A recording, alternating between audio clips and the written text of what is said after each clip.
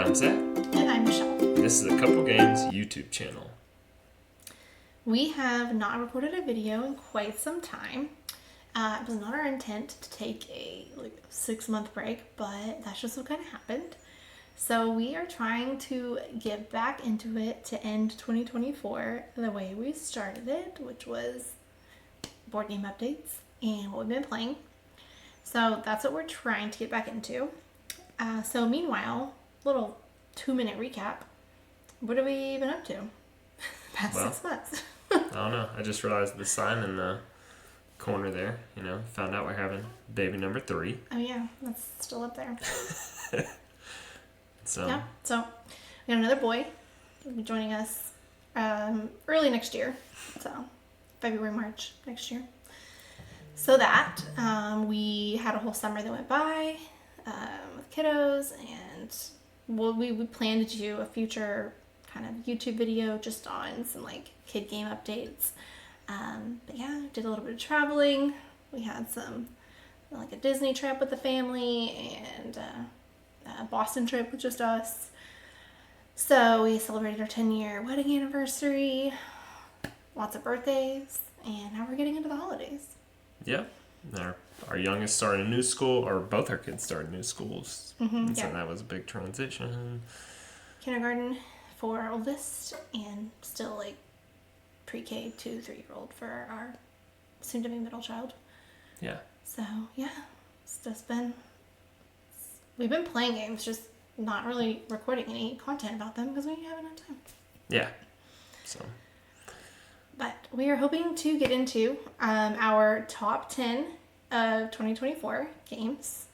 And we're really excited to talk about some new ones to our list compared to 2023 and see what you guys think. Yeah. So, do you want to dive in first, or do you want me to start my list? How do you want to do it? I can start off with number 10. So, my number 10 is Welcome To. Oh, Welcome To. Yeah. Tell us about it. So, Welcome To is all about creating your perfect neighborhood. And in this game, we played a lot too. We've played this game a lot from the couch, especially when I've been really tired or haven't felt like really getting a big game to the table, which has been a lot the past 6 months. So, you have it's a flip and write game. You have 3 decks of cards. You each have a player board. You're trying to build 3 different rows and sequential cards in order, 1 to 15. Yeah, you have a neighborhood with 3 streets, and then you flip cards, and then you choose one of the sets of cards. It's a number. Like Michelle said, each street has to be in sequential order, so you can't put an 8 in front of a 1. It has to go after that, and so. Yep, and we have the different holiday versions. So we played the summer edition a little bit. It's with ice cream cones and delivery trucks. We played the Halloween version. Yeah, it's one of my favorites. A lot over the course of September, October. And hopefully here soon we will be getting the Christmas one out. And that one has a lot to do with stringing lights and trying to get everything in a truly perfect consecutive order. Yeah. Because in the traditional game, you can skip numbers as long as you don't go out of order. Right. So, you can do 5, 7, 9, 10, 11, 12 if you wanted to. Yeah. But in the Christmas version, you to get the most max, to max out your points, you can't do that. Yeah. But I'm trying to think. It's great. Sweet. Okay, so my number 10 is new to my list. It is War Chess. So, I know, surprising to you. You haven't played this one, right? No. So War Chess, it's almost like chess meets a bag building game, which sounds odd, but basically all your units are little poker chips, and they go into a bag, and you draw 3 out of the bag each round, and then you play those you can play them on the board, or you can play them, discard them to move that unit, and you have to capture basically 6 points around the board, but your opponent is also trying to do that, so you're attacking each other, trying to capture these points that are in the middle of the board. And Is it lighter than some of your other head-to-head games, or is it the same? I would say it's lighter. Yeah, I mean, you're drawing. I know you don't like the head-to-head as much where you're like attacking each other. And this one is kind of that, but it's, you draw it. All the units do something different too, and there's like 20 different units, and so but you only play with 4 at a time. And so you're looking at your 4 units and what they can do, and your opponent has 4, so you're looking at that. I haven't played you can play it as a 2v2 where each person has 3 units, so you have more total units on the board and the board's a little bigger. But yeah. So awesome. My number 9 is Tekhenu. Oh, I love Tekhenu. Yep. It's a good one. I think it moved down a little bit on my list. Some others jumped ahead. But it's still in my top 10. It's right behind us here. Somewhere over there. Yeah. So Obelisk of the Sun. You're gonna pull it off. Watch out for the LCR. LCR. That's a great game if you have like a party game going on with family. We should talk about that. So with Tekhenu, you are deciding kind of what section you want to focus on here. They have a temple building section, statues, or like your houses, your buildings. What do you call those? They're just like houses. They just look like houses. Yeah. It's kind of where you can accumulate more resources, and that helps you amp up how many resources you're able to hold, because you have like a limit at the beginning of the game. You want to try and hold more bread because you might be going for things that cost bread. You might want to hold more limestone and granite, and those houses help you build up your resources that you can hold. Yeah, it has like an ancient Egyptian theme, like you're trying to be the best ruler in Egypt, and you have like a population track, so you want to have a large population, but you also want them to be happy, because there's a happiness track that kind of follows the population track, and you can have a lot of people that aren't happy, and you just score less points.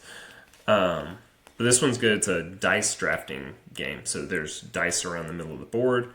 You pull a die, and wherever you take it from, it's an action. So it's like build a house, get some resources, build a statue, increase your population or happiness. And you can't do everything. You definitely have to pick one or two, definitely 2 areas to go for.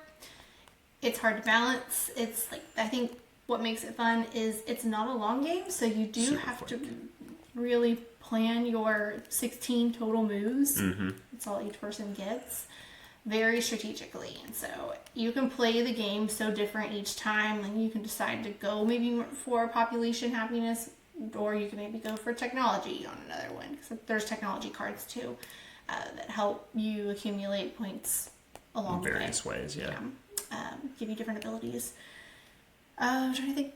And every game you set up is different, because you have these starting cards that you deal out every time, and then you draft a couple of them.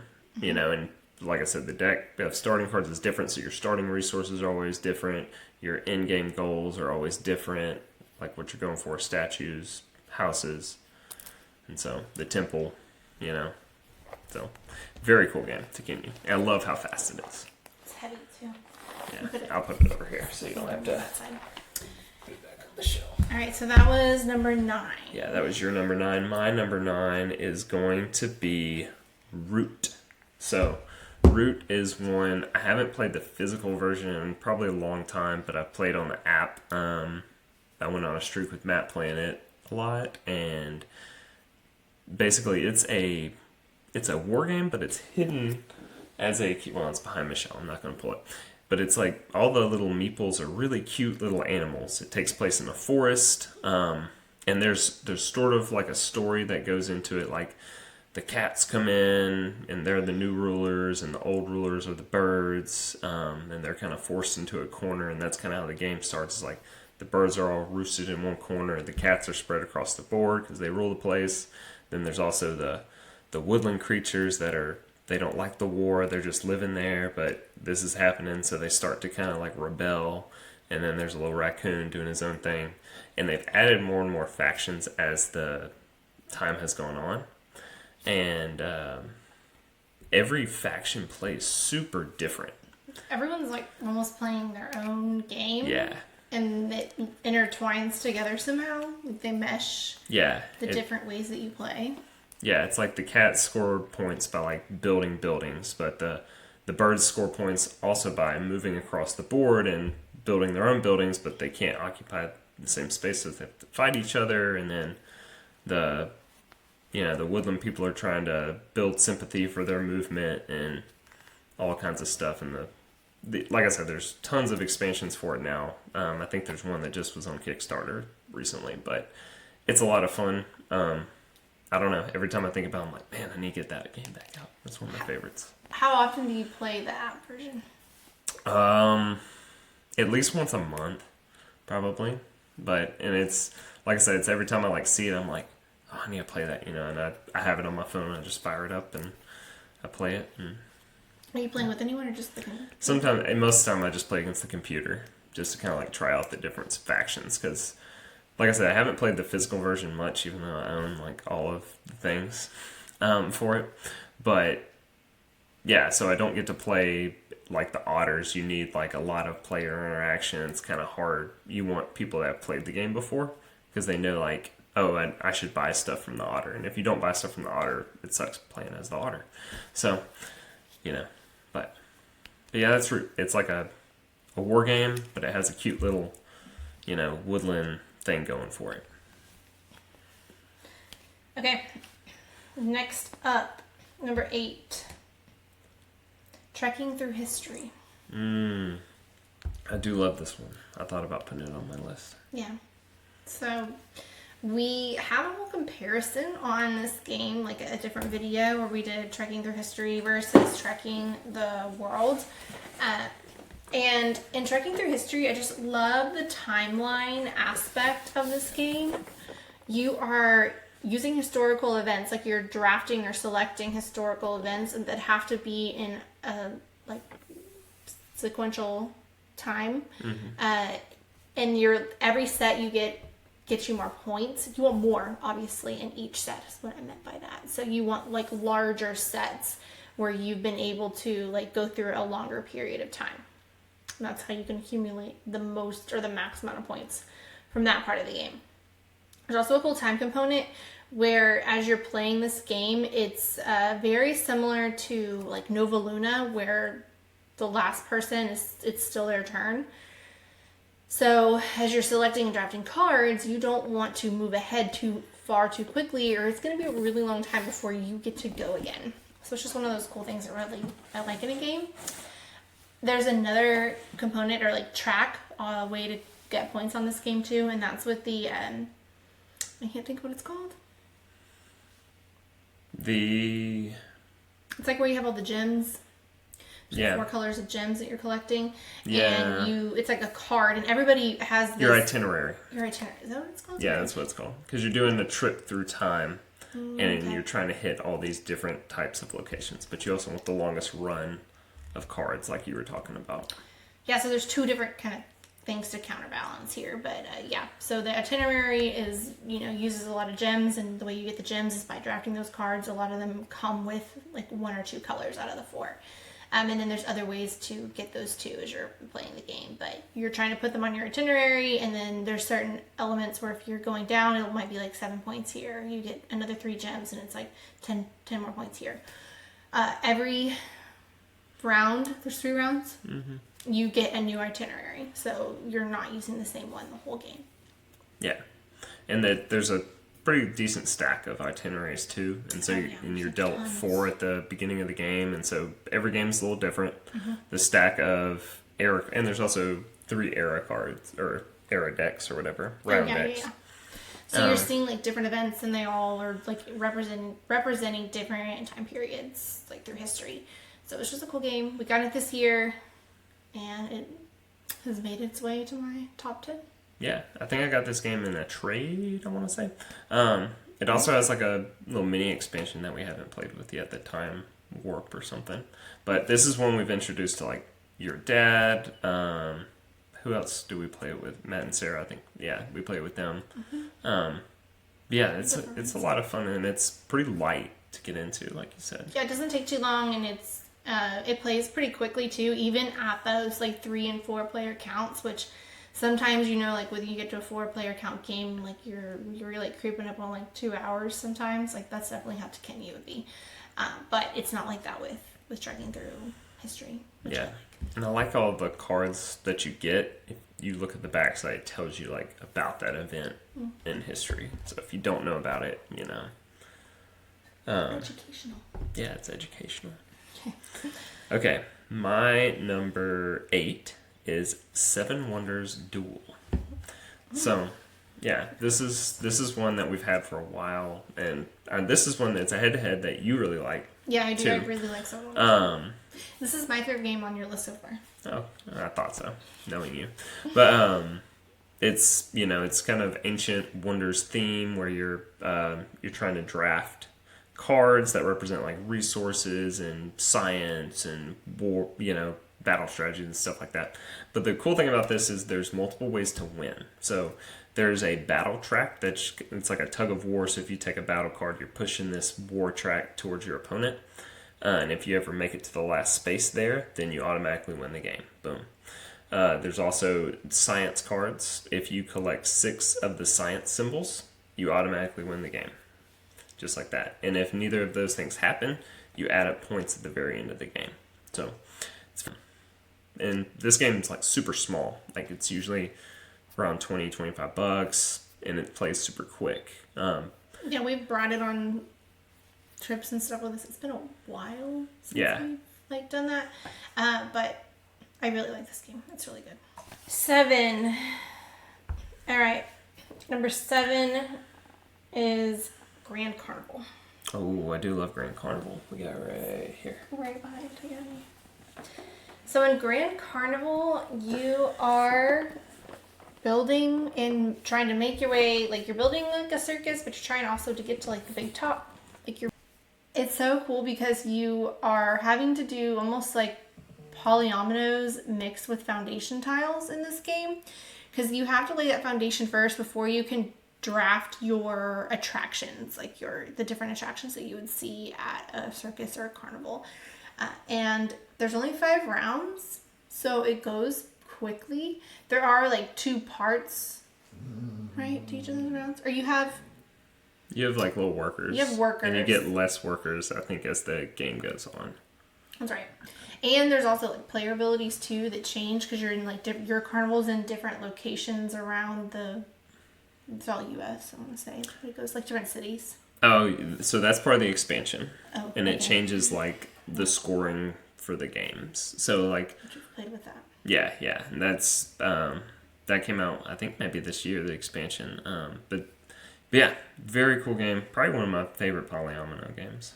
Yes, yeah, and as you're moving, after you've laid your foundation, built your attraction, you're trying to move your worker to each attraction. Yeah. And that's how you get tickets. Like you're trying to like put tickets on the attraction, and that gets you more points. And then you're also trying to get your worker up to the big top, like up to the top of your little board. So there's a lot of elements going on here, but it's also not overly complicated, and you don't feel like overwhelmed by the decisions, I guess. Yeah. So it's really fun. Yeah, it's a good one. When we were making this list, I was like, we should play that one again. We played it a lot at the beginning of the year, and even summer-ish. Yeah. My number 7 is, we've already talked about, Welcome To. So, this is the first time I think Welcome To has made it on my list, which is crazy because this is one of my most played games. I meant to ask that, how many times did we play this? Because I feel like we played... I should have looked it up. It's over 50, 60 times maybe. And this is just one, like Michelle said, we, if we don't want to like sit at the table, we can sit on the couch, and we have a little tray we pull out, and we play this game, and it's super fun, super fast, and it's always satisfying to me. Even when I lose, it's like, what can I do with these cards as they come out? And it's really cool. But she nailed it pretty good earlier, so that's Welcome To. So what's your number 6? Number 6, also a new game this year that we got, is Flamecraft. Flamecraft. Which is also like right behind me. You, me. Yes. So Flamecraft, we were in our local game store. Local game store, Game Nerd. Yeah. And just walking around. It's upside down. It's that side's not upside down. And one of the guys that worked there was telling us about this game, and I was very skeptical at first. Then I saw this cover, and I was like, "Oh my gosh, this is the cutest game ever!" We have a whole other YouTube video that I think is like cutest board games or something, and this is on that list. So if you want an in-depth, deep dive to Flamecraft, go check out our cutest board game videos. We go real into detail, but you're basically got a village of dragons, and there's all these different places that your dragon can go visit and collect resources from, so that you can do these enchantment cards. Do these? The enchantments are there's enchantment cards, and then there's also there's dragon cards, there's enchantment cards, and no, I think that's it. That's it. Okay. But the enchantment cards are what you're using your resources. You're cashing them in for your heart points. Mm-hmm.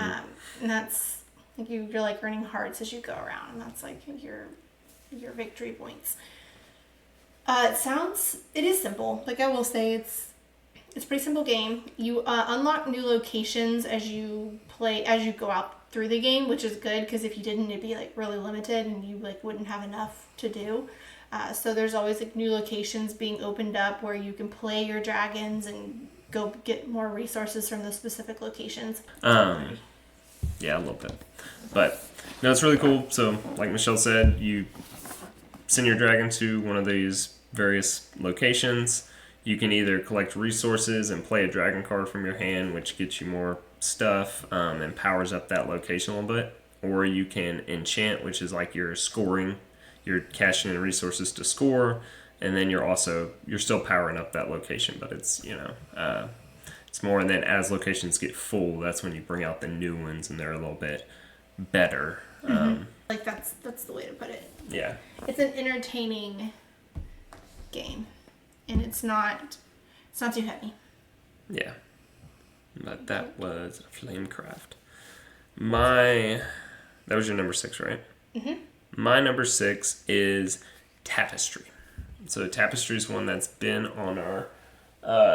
it's kind of a big box, so I'm not going to grab it. But it's been on my list before. It's a civilization game, but it's very light in that you're basically on your turn deciding what track you want to go up. And the way you do that is you have resources on your board and you just spend them, go up the track, do whatever that space on the track says. Very simple.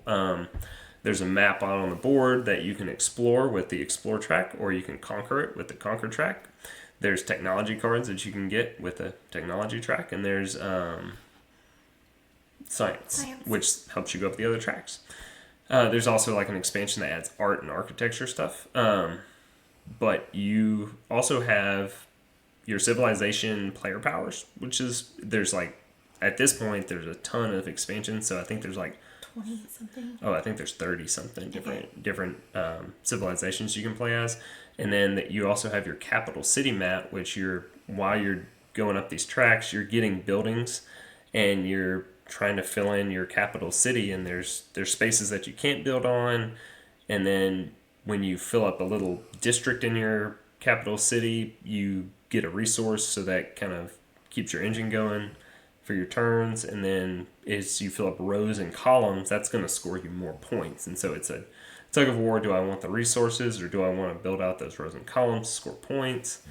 It's just a really cool game. Has really cool components because all the buildings are 3D, they look really nice and they're painted and everything. So mm-hmm. Yeah, it's definitely a nice 3D element game there that we're in. It's cool that you're working on your own board and you're working on the main board together.